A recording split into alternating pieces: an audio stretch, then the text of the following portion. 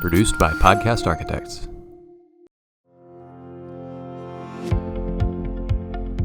Welcome back to another episode of The Path Forward. As always, I'm your host, Dr. Rick Fernandez, and I have a special guest with us today, entrepreneur, podcaster, author, speaker, risk taker. Something, all of it. I'll take it all. Yes. Does that sum it up? What would I leave out? I'm a mother. I'm a wife. I'm in the community. I cook a little bit. How many can I add? I think it's the better. As many as, like, if you were filling out your resume, what would you add? Gosh, dreamer. I want something in there that'll just really make it pop. So let's do explorer. I like that one better. Explorer. Yeah, man. I'm always Magellan. interested in exploring new ideas, new thoughts, new people. Let's unpack it all. Wow. Okay. So explorer. Let's redo for the folks out there. Explorer extraordinaire. I mean, if you're allowing me to choose, then I'm gonna put more. Rarely do you get to add. You get to write out your own list. So might as well go all the way. Yeah, I'm sure we'll get into this, but you talked about why I do all that I do, and I told you I want to have as many lives as Madonna. So I want to continue hysterical. Remaking. Reinventing. You only get one life, so why not really find what you love, really try it all, and get into it. Well, let's see how much we can add in the time that we have a discussion. like hot air balloon enthusists, stuff that we just add it as we go. No. Not a hot, no. Heights, I'm not, okay. No. I understand. Sorry, got to put some limits there. So are you going to start, I want you to start at high school, and here's why. Okay. Because obviously we're centered on education, Sure. innovation, bringing industry, all of that stuff. So I'm always interested to hear about a high school experience and how that kind of shapes or not shapes, in some cases, your trajectory. Yeah. So what kind of student, what were you interested in? No one ever asked me about my high school story, but I'll tell you, I'm a triplet. Oh. I'm one of three. Identical? Two are identical. I'm the fraternal one. Okay. The different one. So you didn't get any of the switching on the... No, I didn't get to do the switching. Okay. No. This wasn't trading places. But no, my sisters look exactly alike. I don't look like them. But I was born first. So technically I'm the oldest. By one whole minute. Okay. That 1 minute makes everything, because what that means is that I took on that big sister role. They come to me for everything now. I'm the married one. They're still chasing after the career and the They're actors, by the way. Oh, really? Yeah. So they're actors. So they act in Hollywood. They moved out there probably 8 or 9 years ago. You probably know Grey's Anatomy. Yes. Adam Sandler's movie Jack and Jill. Yes. They were in that movie. So they're actors. They're working actresses. But in high school, I just think I wasn't. I'm ashamed to say this. I don't think I was a model student. Well, nor was I. I wasn't the model student. I didn't get it. I don't think I got it. Okay. And we'll probably touch on this throughout our conversation, but I don't think I really knew what exploring the mind and what possibilities lie whenever you are interested in learning. In high school, you get to learn about everything. You get to learn about a little bit of everything. And what I was interested in is what most people are interested in: being accepted, being popular, trying to find my place among social circles. I was the captain of the basketball team. So if that says anything. Am I allowed to ask you what high school you went to? I went to Lakeview Centennial High School in Garland. Okay. Yeah, I was. I know the superintendent of Garland. Great guy. Okay, good, Yes. good. Man, I had a great coach, and I was a captain, and my sisters, we all played on the same team. So as you can imagine, that was pretty interesting. But I loved physical activity. I love sports. I love going over to Naaman Forest and playing their best player and really getting into it. And I just remember having so much fun in basketball. But as far as the learning part of it, I look back now and I tell myself, man, I wish I would have just looked at it differently. In terms of academics and in terms of academics, I think when you can learn, the sky is the limit. when you're interested, when you stay curious, the sky is the limit. So I adopted that later in life. But again, if I had a do-over, and I don't really like do-overs because I think I love where I am now. But if I had a do-over, I think I would probably be the nerd. I would be the nerd. Now, which sister is the best? Was the best or is the best basketball player? And I need you to look at the camera so they see and hear. No, one of my sisters, I think she was just more of like a, what would you call it? She was just more of a very dedicated basketball player. Like she was more to the hardcore skill part of it. And I was a very physical player. I was a very, I wouldn't say emotional, but I got into the game. I got very committed to competition. Mm-hmm. And again, I love to be physical. So I'm not that tall. I'm about 5'9", but I played 4 or 5. I played the 4 or 5 position in the paint. And I was always, every girl knew about my elbows. Every team knew that I was going to take a drop step and I was going to somebody was going to get hit. Somebody, oh, Lord. I'm telling you, see, I'm getting excited just talking about it. Someone was going to get an elbow. That was going to be for sure. So my other sister, the youngest of all three of us, the triplets, she made it to varsity first, and whatever. So she. You said that with a little bit of whatever, like she made it first. It is what it is. I was still the captain, so I think that I surpassed her, maybe. Very good. Maybe not. So, okay. So, yeah. All right. So I'm already liking. We got the basketball in common. So transitioning out of high school. Yeah, so transitioning out of high school, my mom had one kind of command that she had for each of us. She said, if I'm going to be able to bring you all things like toilet paper, washing detergent, you all are going to have to go to the same school, and it's going to have to be local. Okay. So for what it's worth, and that made sense. She's trying to get triplets through high school, college, elementary school, a single parent as well. You mentioned that. Y'all been using the same toothbrush as me.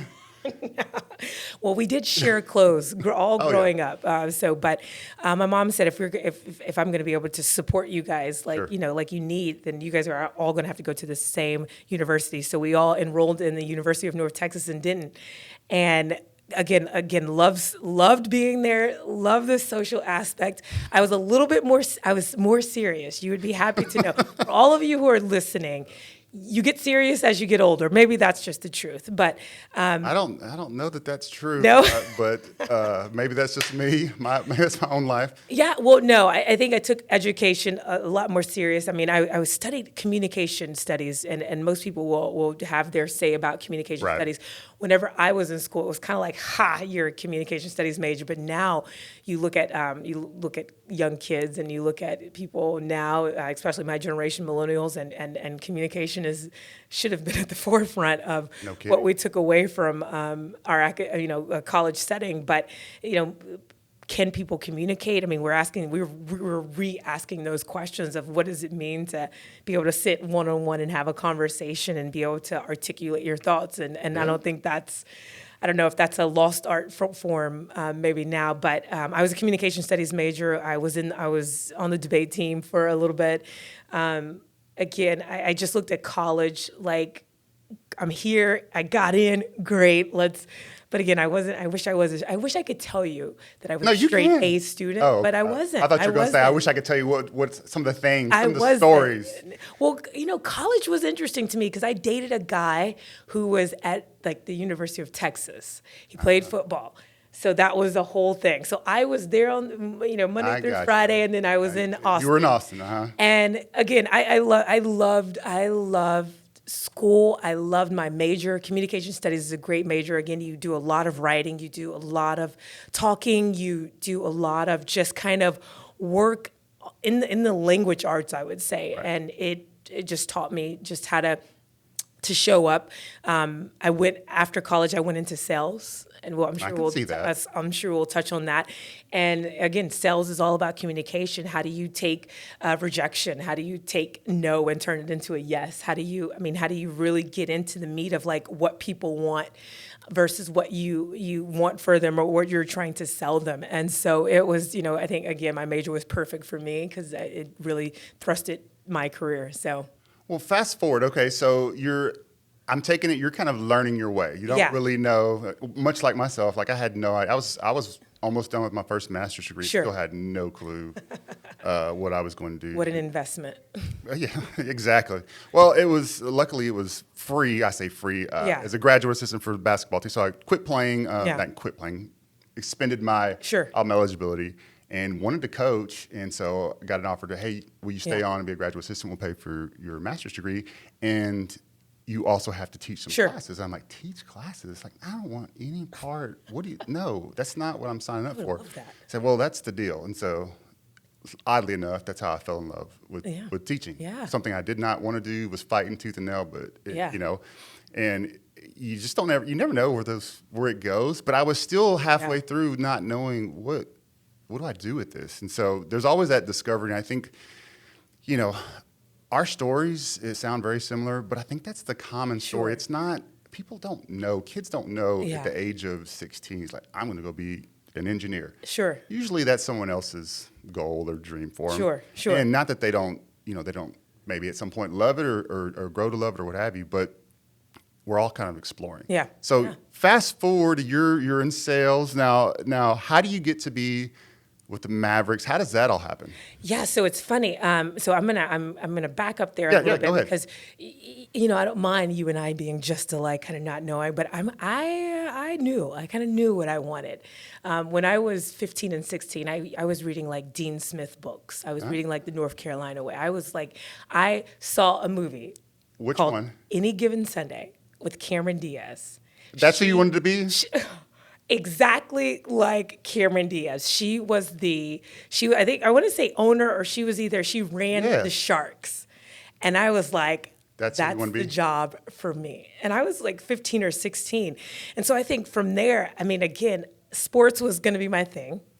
I think, and then team ownership was like my goal, like my literal goal. I was like, I'm going to own a basketball team. I wrote about this in my first book, and where when I look at my first job before the Mavericks, I think, the one thing that's been very consistent with me throughout my life is the goal to one day own an NBA team. So I'll back up here. I was with the Texas Legends before the Dallas Mavericks. Okay. Texas Legends are the minor league team in Frisco. Great organization, great group, ran by Donnie Nelson and Malcolm Farmer, and just a great group of people. But I knew exactly what I wanted when I got there. I took my communication skills and my negotiation skills. I think I had this from when I was very young too as well. But I told Donnie I had a summer internship working for free. Great. Pounding the pavement, sales. You got to get out. You got to knock on a few doors. Yep. You got to state your claim. You got to give it to me. All right, give me the legend sale. You want me to? Yes, I do. Yes, I do. Gosh, it's been a while. No, I would just say, my name is Earlina Green. I'm with the Texas Legends. We're the developmental team because we couldn't use the Dallas Mavericks name yet. Okay. So what I was selling was like vision, because there was nothing there. Right. The arena hadn't been built out for a D-League game yet. And what you had to sell was the future excitement. You had to sell the future. You had to sell a vision. And so we're going to be community basketball. We're going to have, kind of Donnie called it the 3-ring circus. We're going to have a basketball in the center. We're going to have kids, environment on the outskirts, and then it's going to be our fans. And so, and then a real community business aspect at the top with business development and companies that came in. And so you were really, again, selling the dream, but you were selling sports. I wasn't selling copiers. And so I was selling sports. That's true. I was selling a D-League team. These guys on the court have a dream. Mm-hmm. They want to make it to the league. And so that's always fascinating. It's competition. But Donnie gave me a shot. Donnie gave me a chance to live out that first start of my dream of being in sports. But I'll tell the story for the kids that are listening. I think it's always important that you go in and you do some research when you're going to take your first job, and you know what you want. You decide what you want. You decide what the team's about. You do your research on the team. You do your research on the organization. Donnie, with his connection with the Mavs at the time, I knew that the team went to out of overseas every year. And so I was like, he set me down after the internship ended and they offered me the job. And I was like, hold on here. There's a job fair going on in New York, a sports job fair, Madison Square Garden. I'm going to go there first to, kind of look around before I would take this opportunity. You told him that? Told him that. Okay. But I said, I know that you guys, NBA goes to Africa, South Africa every year. They go to Asia. I would love to go on one of those trips. I had a list. And gracious as he was, he said, look, you're great. You sold so many tickets for us. Before we started this, go see the opportunity in New York, go to the job fair, and then we'll talk when you get back. So it wasn't a no. But I went out to New York, went to this Madison Square job fair, and looked around. There was people my age, dressed like me, all wanting to work in the world of sports. Mm-hmm. I was like, I got that back at home. So I either called or texted Donnie then. I said, I'm coming back. I'll accept a job. Came back. Got all of my requirements. Went to South Africa that first year with the Basketball Without Borders. I hit the first goal to $100,000 in ticket sales and made senior director, and kind of the rest is history. I took a job with the Dallas Mavericks, was my next, and then after the Mavs, because of the success of the Texas Legends, selling out the center court sponsorship, all of these partnerships that we brokered. I mean, the team was outstanding. New York, Madison Square Garden, the New York Knicks wanted to start their minor league team in Westchester. So then I go out and I helped lead that team as their director of ticket sales. That's the sports journey. Yeah. So I've got to ask a couple questions. Sure, go ahead. So how did you position yourself to get the internship, number one? Because I think that's a critical part. Yeah. I'm always telling my own kids, but also all the high school kids I've ever been around. Yeah. It's like, it doesn't happen on accident. You've got to be intentional with how you do it. So tell me a little bit about that. No. I believe if you know what you want, you tell people. Okay. That has to be the first start. If you know what you want, you tell people. I was working as a cashier at Mercedes-Benz dealership. I was, cashing people out after they had their car serviced, and people would come in, and we would get to talk, and I would never forget my first client or my first season ticket holder with the Texas Legends was this guy named Rajik Thigpen. He was out in Frisco getting his car serviced, and I told him, I want to own a basketball team one day. And he was like, well, have you ever thought about work? There's a sports team coming to Frisco. There's a girl I can introduce you to. They've been out in the community knocking on doors. You've got to meet this girl. She works for the team. And he basically made an introduction to the ticket sales director, I guess, at the time. And I went in, brought in my resume, said, I want to work here. I know people. I can sell tickets. I think I would be really good at it. And from there, she said, okay, let's give you a shot. I mean, I was working for free, so were you going to say no? I mean, so she gave me a shot, but I think I sold everyone. I sold my mom. My mom was a police detective at the time, so I went to her.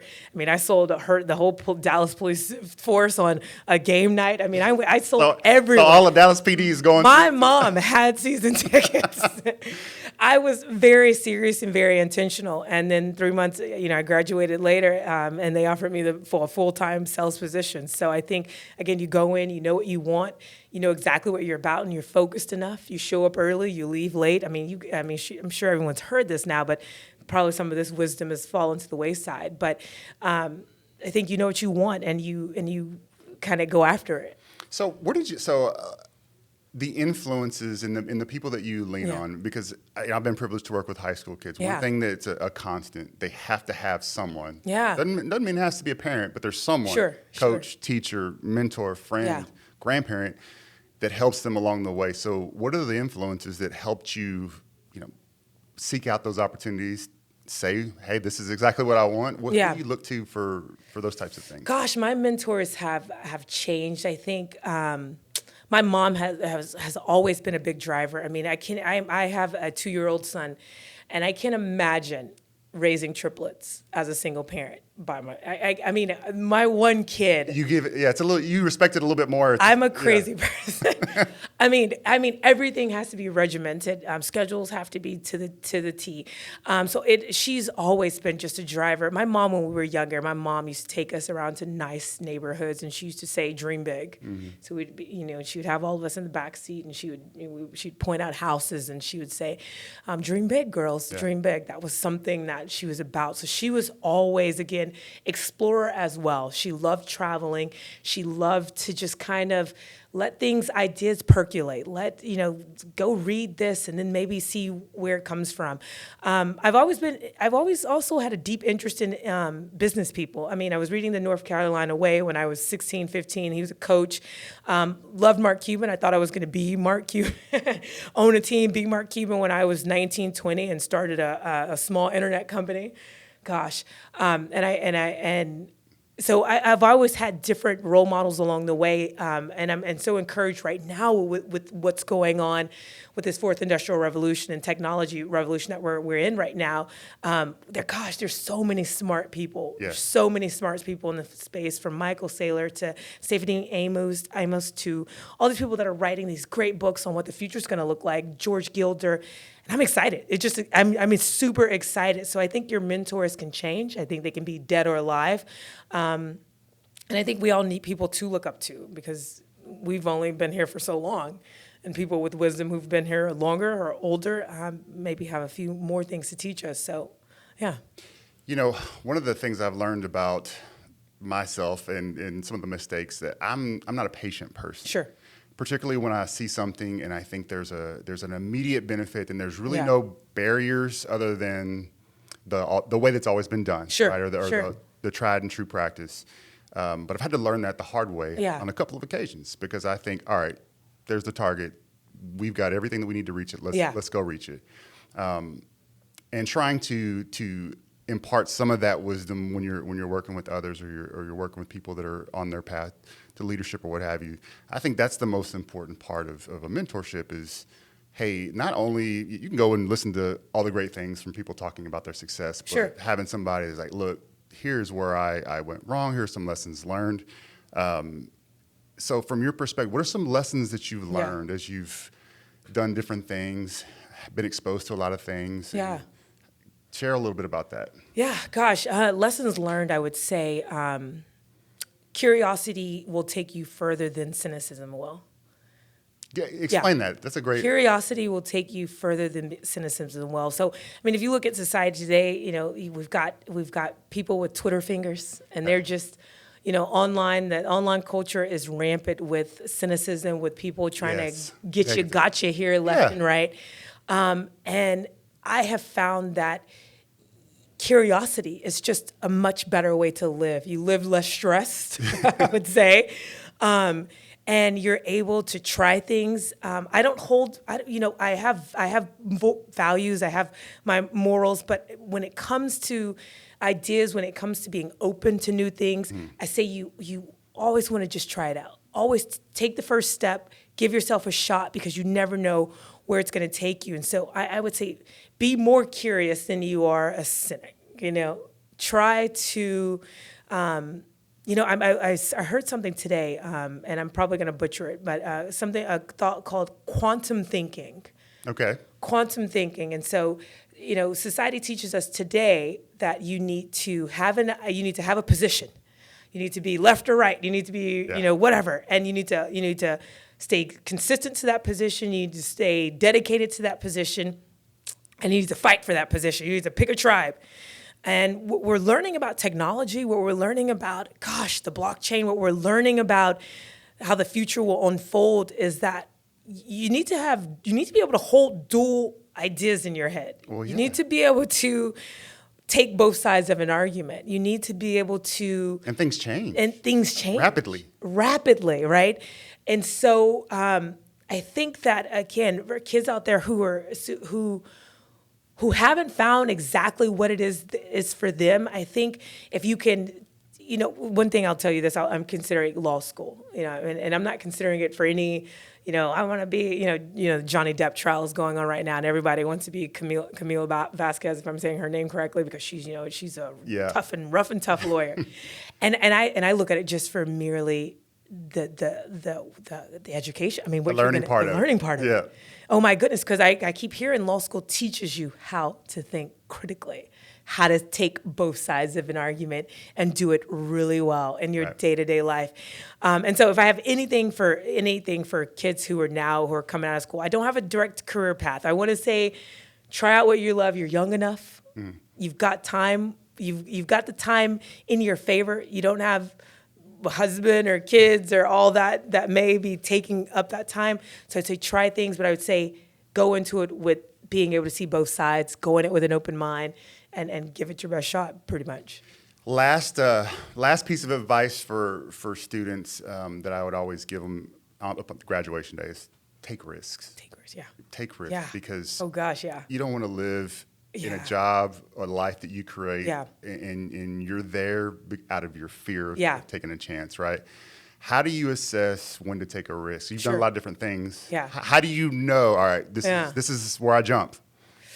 Gosh, man. So when I left the sports industry, I wasn't sure if it was the right time. I'll tell you that. I was in it. Oh, yeah. So you've worked that hard to get to Yeah. that point. You sold Oh, everybody. gosh. Yeah, So man. you got to tell me, like, what's the precursor to, like, all right, I'm going to make a Leaving the move. sports industry Yeah. and going into writing and then and going into teaching. And teaching led me into further learning and into where we are, the space that I'm in now. But, I came back to Dallas from New York, and gosh, I loved sports. I loved sales, but most people tell you you're not gonna own a basketball team working for the basketball team. yeah. Like, you got to get out. Yeah. You got to get out. You got to get some grit. You got to get some experience underneath you.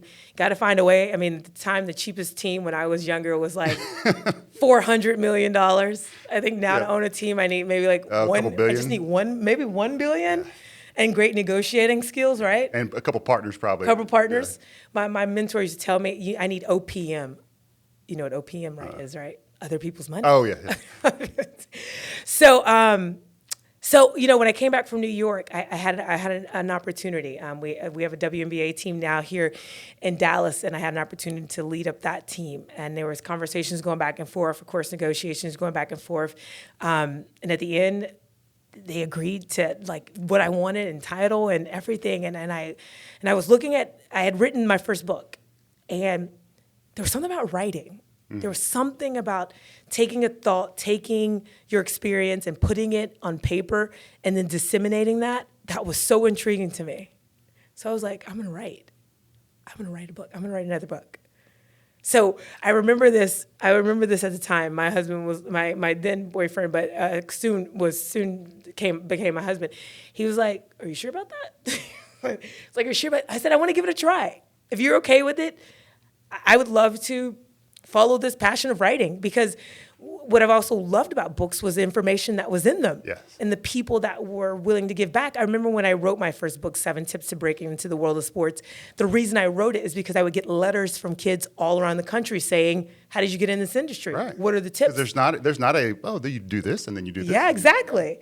So I wrote that book and loved it. Loved the process, loved sitting down every day, dedicating my time to writing. And so, I look back now and I just laugh because, I didn't take the job. I went on an interview and everything, and I was offered the position, and I didn't take the job with the team here now. And I took off on writing, and I started writing. I went on a book tour through Half Price Bookstore with my second book. I just became really dedicated to being, was I going to write the next greatest American novel? I think. Who knows? Yeah, I just loved what it required of you, and it required you to think, and it required you to think and be intriguing. Writing, not everybody reads a book, so it's very important for you to condense the knowledge, and I just loved it. So I did it. I did that for a couple of years. Got into teaching through writing because I started, well, of course, with me, I was like, okay, I'm going to write, but then how am I going to sell the book? Self-publishing. Technology again. Mm-hmm. Self-publishing at the time was brand new. It was percolating underneath the surface. And so I started doing research on that from top to bottom. I was like, I can self-publish my own book? This is great. And I just took off on it. I self-published my first 2 books and really I started teaching that self-publishing course at the local college and got into teaching. I mean, I said yes. I just kept saying yes. Do you want to come here and do a book signing? Sure, yes. I just kept saying yes and wanted to explore a new technology platform like Kindle Direct Publishing. And so that just took me on a new journey. It just took me in a new direction. It's interesting that, because I am every night dedicated reader. Like, that's how I fall asleep every single night. There's a reason that people are fiercely loyal to authors, right? Yeah. Because it moves you. Yeah.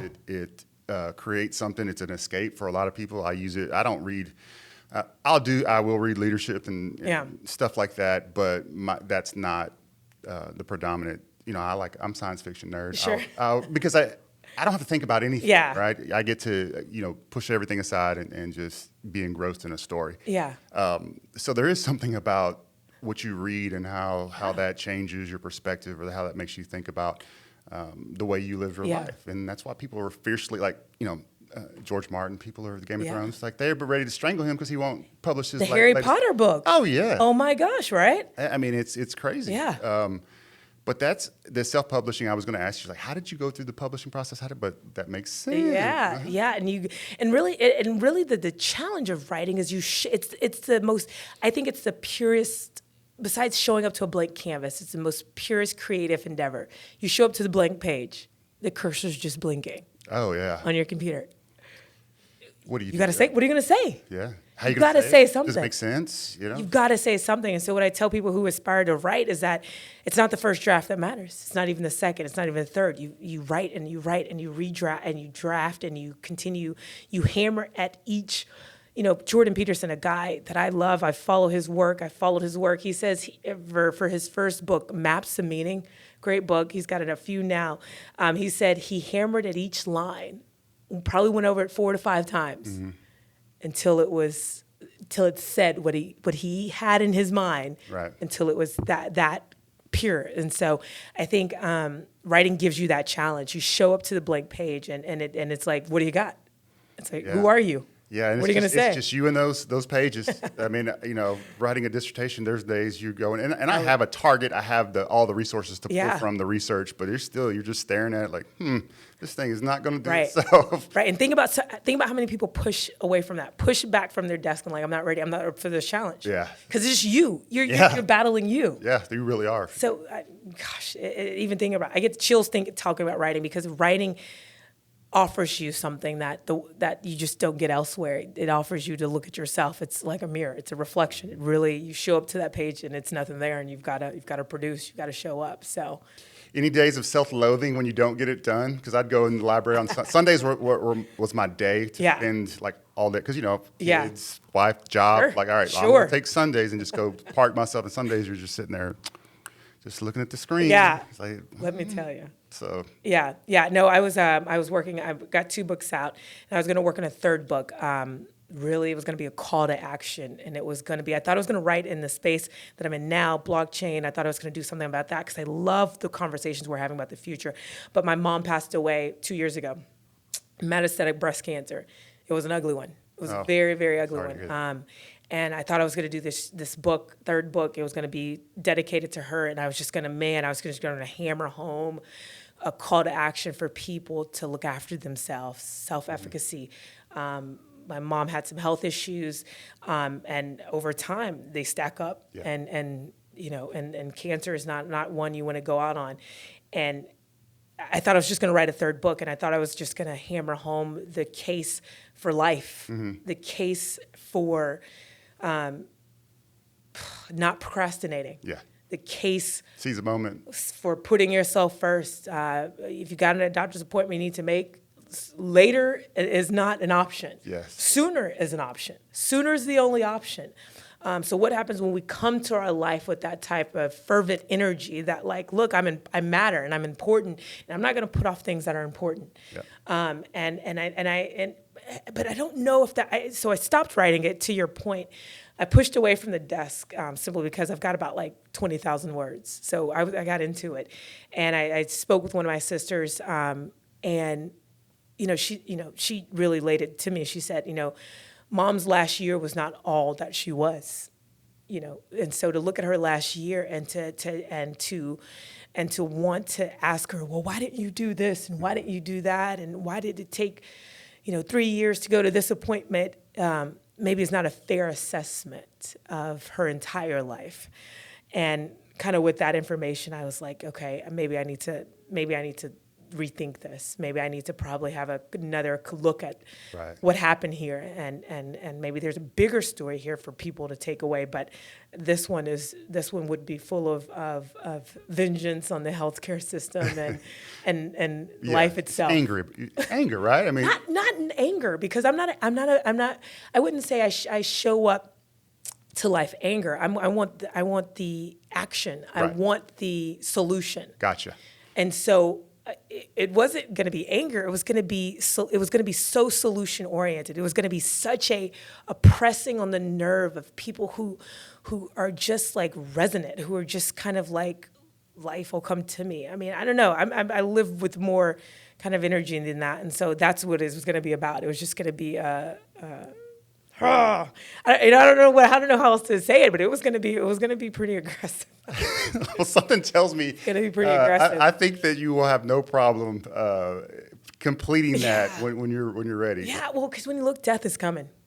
Always. Death is coming. Every day you're a little closer, right? Man, I'm telling you, and because it's coming, we've got to put the noise of other people's opinions to the side. We've got to put the noise of like who's doing what to the side. I mean, there's so much in our society, politics, gosh, that noise is so loud these days. And all of these movements that are happening, that are people jumping on bandwagons, we got to put all that, we got to open up some air so some of that breathes. Right. And then you got to say, what am I doing here? What am I here for? Right. What am I good at?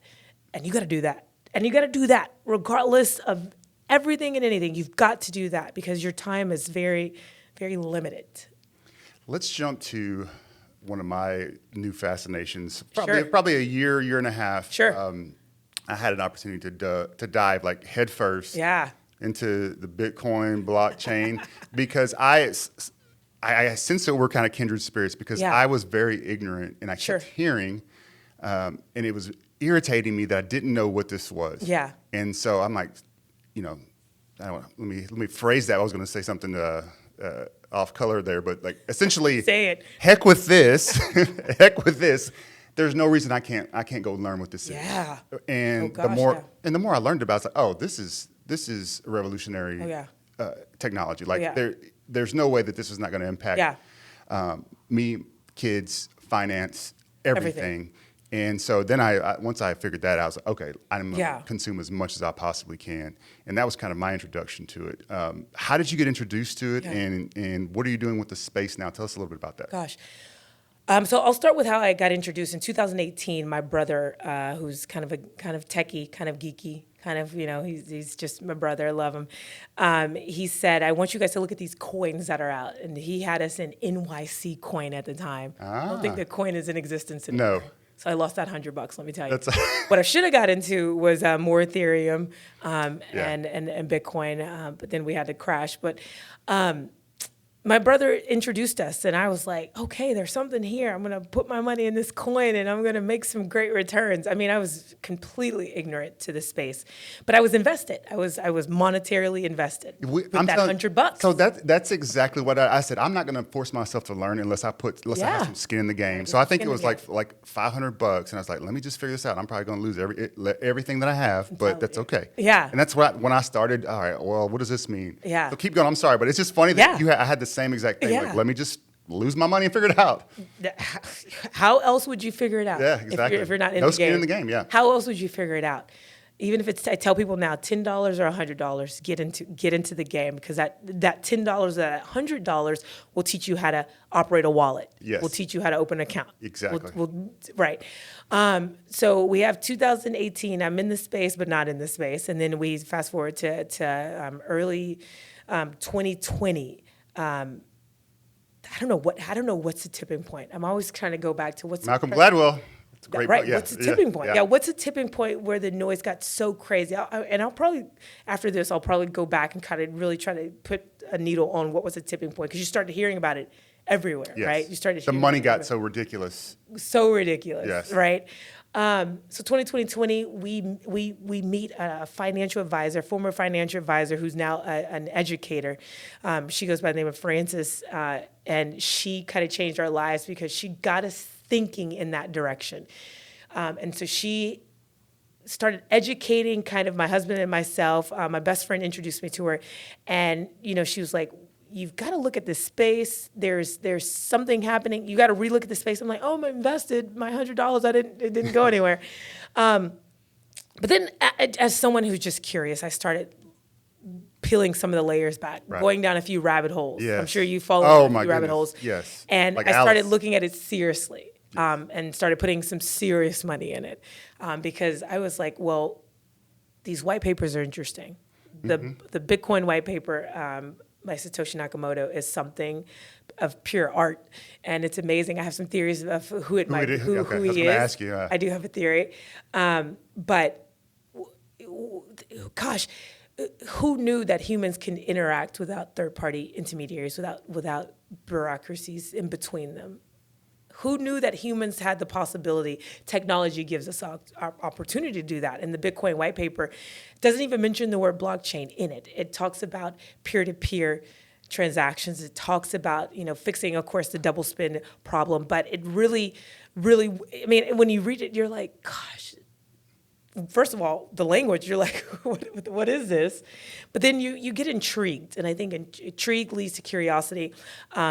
And so I got super invested. Let me tell you, I got super invested, heavily invested in the space through investing in.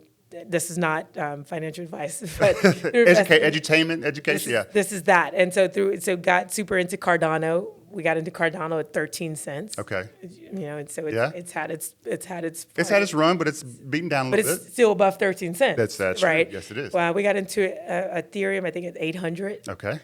It's pretty high now. And so I think that if we were just curious, and so we got invested. And I think now, once I started learning about the technology, and I'm sure we'll probably get into that, but once I started learning about the space and the future, it's undeniable. It's undeniable. So it forced me, and I want to see if you had the same interaction. So not only did it force me to learn about that space, but it also forced me to learn about our finance space in our nation, which I thought I was relatively well aware, well versed in, right? Yeah. No, I had no clue because I never took the time to really dive down. And now, as all these things are happening, I'm like, oh well, duh, because I've had to look and say, well, what is our currency, and really, what is that back from? How is this inflation going to work? And it makes you a better investor, a better predictor, and it just makes you more aware of really what's going on.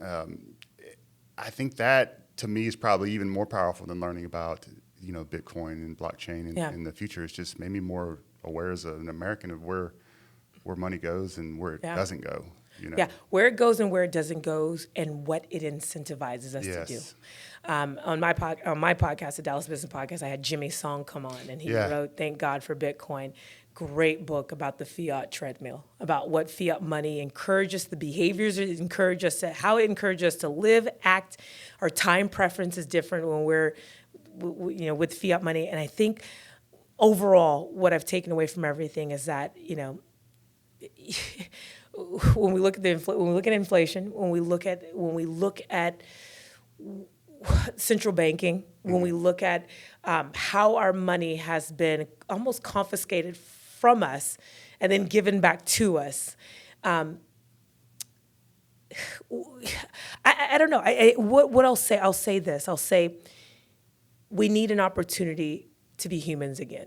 Mm-hmm. We need an opportunity to show up in the world and not be so controlled by the waking and the hours of money, of producing, going after the money. And so I think what Bitcoin, what these cryptocurrencies offers us, what the whole entire decentralized finance space offers us, is it offers us an opportunity to relook at what we've done and relook at where our opportunity to go. I think this is in Jimmy's book, Thank God for Bitcoin. He talks about a man like Warren Buffett worth billions of dollars. Right. And he talks about how, Warren, Mr. Buffett, or however you want to refer to Mr. Buffett, I don't know. Even money, it places people on a pedestal where you refer to them as Mr. I don't know if that's part of the psychology of how we live our lives, this kind of hierarchy of how we see people who have amassed great amounts of wealth. But He talks about in the book how he flies around to different states acquiring more land because he needs something more to put his money into. That's right. He has so much money. There's so much time spent in maintaining wealth, and so we need a better way. We need a better way forward, and I think we need a new language. And what I tell people now, the internet always needed a currency native to itself. Mm-hmm. So what cryptocurrencies offers us and what the blockchain technologies offers us, it gives us this internet that we fought against in the 90s, but it's here now. It's not going anywhere. We all can't live without it. That's right. We all are on it every minute of the day. Can't work without it. And now a currency has shown up. What would you say biggest three things that Bitcoin, and I'm going to say Bitcoin because that seems to be the purest. Depending on who you ask. I was going to say. I don't want to go down that road. But it seems to be the purest. What does it solve? Gosh, what does it solve? I'll say this, and I like to talk about blockchain as a whole because I don't like to get into the Bitcoin we don't go down purist. Yes, no, I don't either. I like all of it, but I know that. I think it solves a couple of problems. One, it solves the issue of how humans interact with each other. And so when we say what the blockchain, the technology underlying cryptocurrencies, so like Bitcoin, like Ethereum, like Cardano, when we say what the technology underlying them, I always tell people, go back to the origin story. Mm-hmm. The origin story of Bitcoin is the Bitcoin white paper. What was the problem to be solved there? What does it mean for humans to interact now on a technology that is immutable, trustless, some of the principles of it? And really, you have to go back to ask some of the questions like, what is money? Mm-hmm. So what does money solve? A unit of accounts. Right. And so I think what the opportunity it is for now people to rethink how they communicate with each other. It's language now. And so now whenever, I can work with someone in China, I can work with someone overseas, I'm on these online forums and someone needs support in another country, and I can send that money, I can send Bitcoin to them without having someone in the middle taking a large percentage out of it, taking 7 days to process the transaction. So it offers us that kind of seamless flow as if we were having a conversation. Now it's got some lag time. The technology is still working itself out. Really, when we get to Ethereum, again, what is offered there? Smart contracts. Right. What smart contracts offers us? I made a post the other day because I believe what smart contracts take us is, I always say I don't want to be subjected to anyone's feelings about how they feel about the world and their political leanings. Smart contracts say, I show up to the smart contract. We're going to make an agreement. You've got the terms in the agreement. Mm-hmm. I meet those terms. I agree to those terms. Bank account verified. All that verification process has happened. Right. All that authentication process has happened. You're not worried about the race, the sex I am. Right. That never comes into play. And it doesn't come into play. Because I meet what you're looking for, it's unlocked, and the transaction goes through. And there's a million other people that are verifying the validity of it. Right. Well, the smart contract through authentication is going to do that, right? But what happens when we take human objectivity out of our contracts? What happens when we take them out of our business dealings? Mm-hmm. What happens when I'm able just to show up and say, I want this, I worked hard enough for it, I get it. Mm-hmm. And it's operated through technology. I love that idea. I'll tell a quick story here because I think the story is so pertinent to this. My husband and I traveled with my mother-in-law, and we were in Ohio, and we were going out to this amusement park, and I was listening to a podcast. I think I was listening to the Defiant podcast, and Terry Crews. I don't know if you know actor Terry Crews, big buff guy. Oh yeah. He was telling the story of his reason why he dove headfirst into cryptocurrency. He was told the story in Europe. He went overseas to do business. He was going to support a friend who was trying to purchase furniture. He went over there and he needed like a large lump sum of money. Now, this is Terry Crews, well-known actor, big in the States, footballer first, and now he's an actor. He went out to another country. He needs a large lump sum of money. Well, where do you go for a large lump sum of money? You're going to go to a bank. Right. You can go to the bank you're bank with. He goes to this bank, Everybody's pointing him out. That's Terry Crews. Oh, yeah. People that work at the bank, that's Terry Crews. They know him. He goes to the bank. He asks for this money.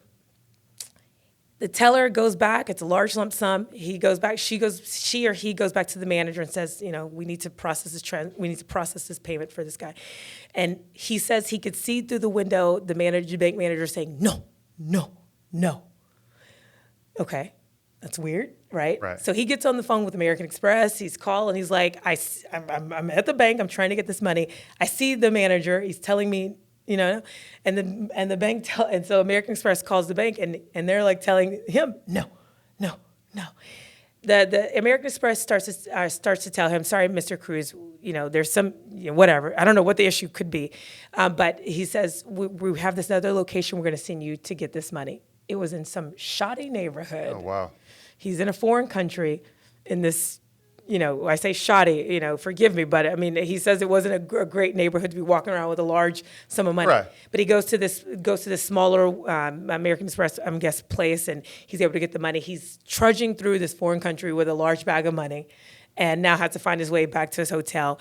And he said, never again will I not have access to what's mine, to my money. I think that's what the future of technology offers. I think that's what the future of blockchain offers us. I think it offers us, it gives us back the power in so many senses that we've lost on the fiat treadmill. I think it gives us the opportunity to not only rethink our aging institutions, but reimagine how we interact with each other and how decisions are made. And I think, gosh, the future is going to open up so big that people should get involved sooner rather than later. Well, I'm involved. I keep learning as much as I possibly can about it. Thank you for joining us for part 1 with my guest, Earlina Green Hamilton. Please join us for part 2.